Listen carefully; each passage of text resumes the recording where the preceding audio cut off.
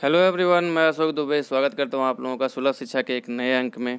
और आज जो हम लोगों को पढ़ना है उसके बारे में बता दूँ कि जो WTI क्रूड ऑयल प्राइसेस हैं वो उसने नेगेटिव मार्क को टच कर लिया है पहला।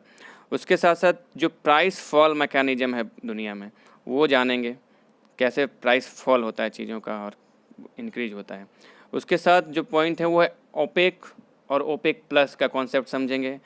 और ये जो प्राइस फॉल हुआ है इसका इंडियन मार्केट पे क्या इम्पैक्ट होगा ये जानेंगे। इस सब के लिए के बारे में जानेंगे उससे पहले अगर आपने मेरे चैनल को सब्सक्राइब नहीं किया है तो प्लीज़ सब्सक्राइब करें और अधिक लोगों तक पहुंचाएं। धन्यवाद।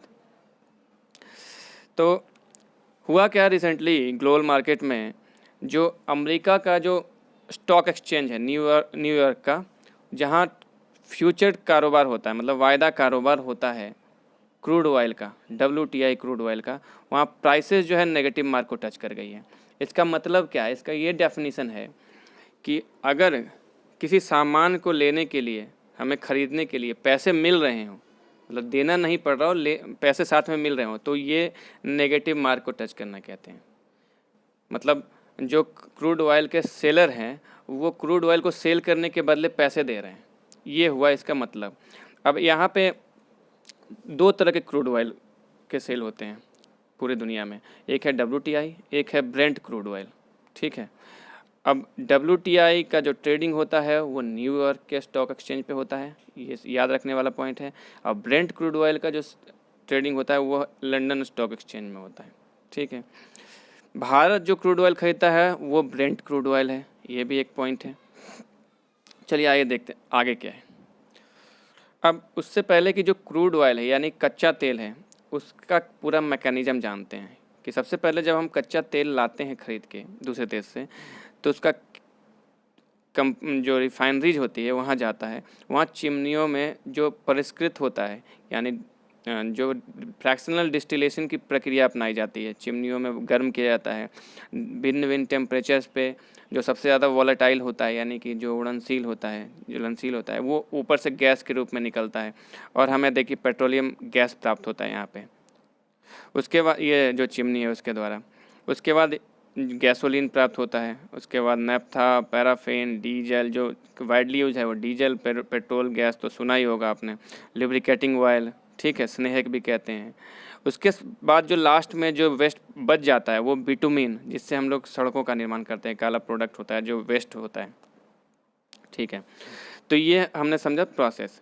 चलिए आगे देखते हैं कि जो पूरा प्राइस फॉल मैकेनिज्म है दुनिया में वो कैसे काम करता है।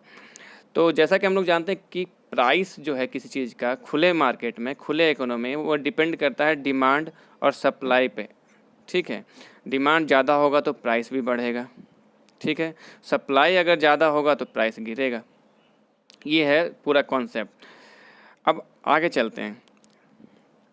अब हम जानते हैं कि ओपेक जो है कंट्री, उसमें ये 15 राज्यों का एक समूह है। ओपेक जो कंट्री है वो 15 पूरे कंट्रीज का एक समूह है जो कि तेल का जो प्राइस है उसको स्टेबलाइज करने का काम करता है। अब उसके बाद हम लोग जानते हैं ओपेक प्लस। ओपेक प्लस में 15 जो वो तेल प्रोड्यूसिंग कंट्रीज प्लस रसिया। ठीक है। तो रसिया जब इंक्लूड हो जाता है तो ओपेक प्लस का कॉन्सेप्ट आ जाता है।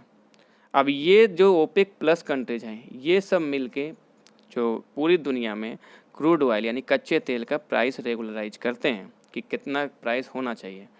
लेकिन हाल के दिनों में देखा गया है कि जो रसिया और ओपेक कंट्रीज के बीच में मनमुटाव के कारण जो दोनों देशों में जो प्रतिस्पर्धा रही, इकोनॉमी की प्रतिस्पर्धा, उसके कारण दोनों ने अपने प्रोडक्शन को बढ़ा दिया। इन देशों ने भी और इन देशों ने। इसको लीड कर रहा था सऊदी अरेबिया, ठीक है, और ये रसिया तो है ही। तो जब सप्लाई बहुत ज़्यादा हो गया, प्रोडक्शन बहुत ज़्यादा हुआ तो सप्लाई बहुत ज़्यादा हो गया। ठीक है। तो उसके कारण कीमतें गिरने लगी।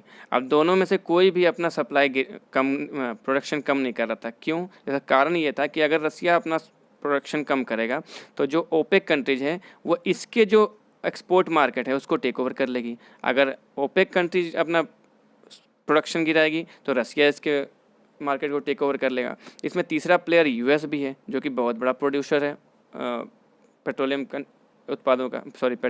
तेल का।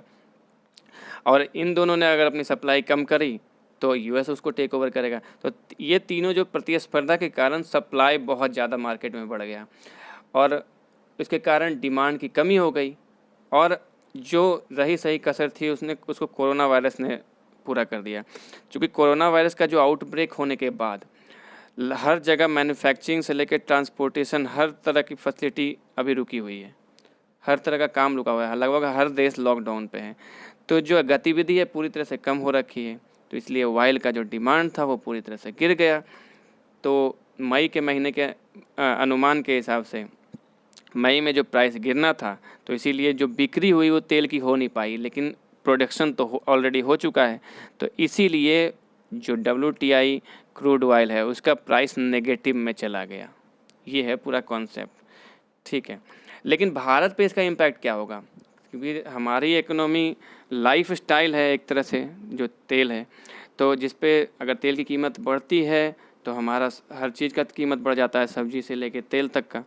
तो इससे भारत के मार्केट में क्या इम्पैक्ट पड़ेगा, तो इसका बड़ा क्लियर है कि चूँकि हम ब्रेंट क्रूड ऑयल ख़रीदते हैं, इसलिए इसका भारत पे के इकोनॉमी पे कोई इम्पैक्ट नहीं पड़ने वाला, ठीक है।